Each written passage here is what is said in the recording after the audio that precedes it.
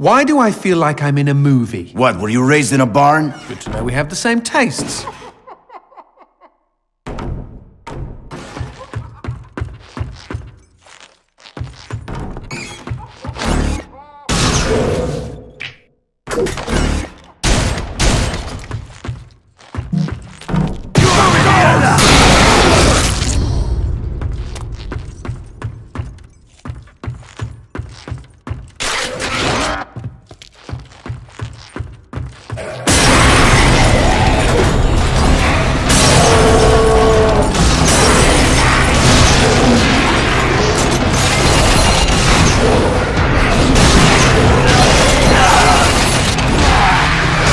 God's sake, how do you stop them?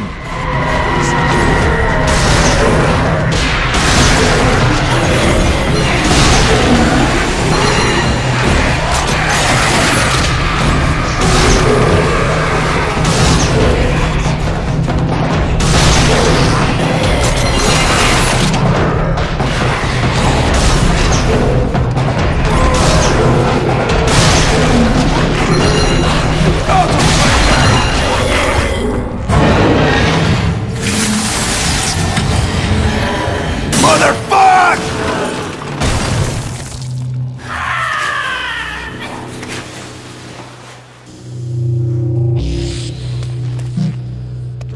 The legend of the Stinky Crow. Caw, caw.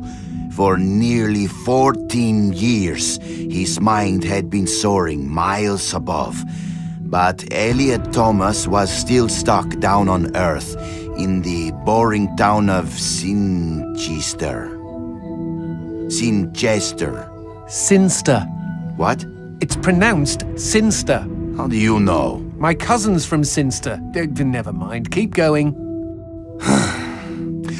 Alone in his treehouse, he glued feathers to his wingsuit, readying himself for the day he would join the Phoenixes and Quetzalcoatls in the sky. "Dinner time," cried his mother from their house across the yard. Elliot sat at the center of the table. A TV dinner was challenging his BO as the dominant smell in the room. On his left, his mother yammered about her day at the ER. On his right, his father was absorbed in his smartphone. As for Elliot, his eyes were fixed on the ceiling fan, the most fascinating personality within a 10-foot radius. In homeroom the next day, Justin Schmuckowski threw a crappy paper airplane at him. Within seconds, Elliot had built a superior vessel. He stood up on his chair and swiftly launched the Papierflieger. What? At his unsuspecting enemy. Go, Papierflieger, go! Zoom, splort, the marvel of paper aviation lodged itself in Justin's tender eyeball. "Mr. Thomas," bellowed their teacher, "go to the principal's office." Later that day, Elliot was cooing quietly to himself as he bought a candy bar in the lobby. Casey Witchtits was smoking nearby and sneered at him. "You'll never fly, Stinky Crow," she laughed. "Why don't you go jack off to some bird porn? I bet you do more fapping than flapping." Hey, that's pretty good. "Fuck you!" screeched Elliot as he ran for the door. It was dark out by the time Elliot meandered home. On the sidewalk, he passed a gaunt man who stared at him intently, desperately even. Uh-oh, stranger danger. The man opened his mouth and said, "Uviwa, uviza." What the fuck? Elliot had planned to eat his candy bar tonight while he finished his masterpiece, but he instead held it out to the man I know what you mean, he replied. The schoolyard was packed the next morning as Elliot's classmates waited for first bell. Go! Go! As one, the students turned toward the gate and saw Elliot dressed head to toe in his wingsuit. After a moment of shock, they burst into laughter. But they were already far below him. He swooped through their midst and into the school. Go! Go! He bounded through the halls, zigzagged up the stairwell. Go! The school let out a collective gasp when they saw a stinky crow on the roof. With a triumphant snap, he spread his wings, and a moment later, he had leapt. The next 2 seconds were the most beautiful of Elliot's entire life. He could feel their eyes upon him. He was flying, and their awe was keeping him aloft.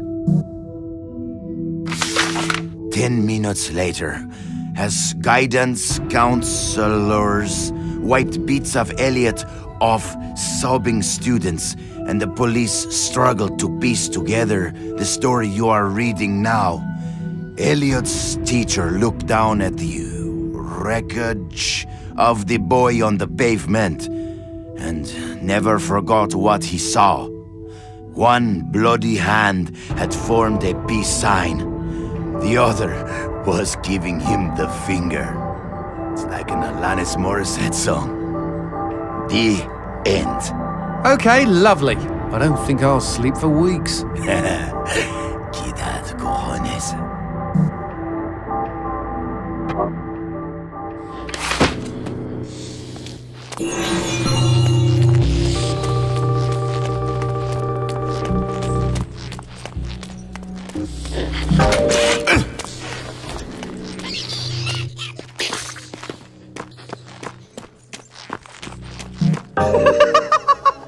Oh, I would hate to be the dumbass that got tricked into renting that cabin.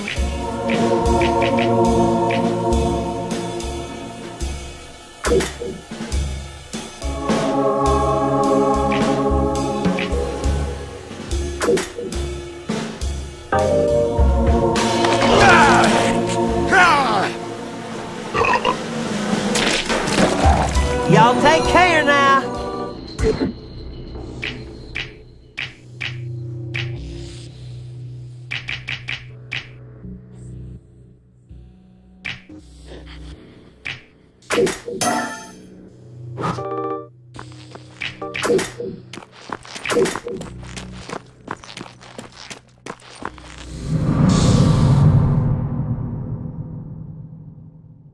Boy, she just loves you to pieces. Run!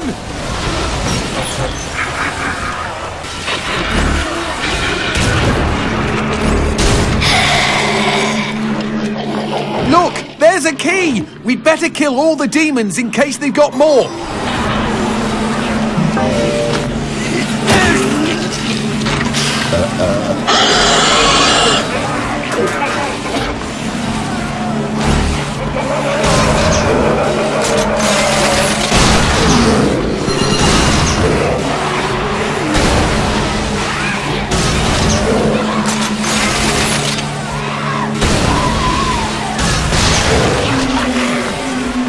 Into the house, quick!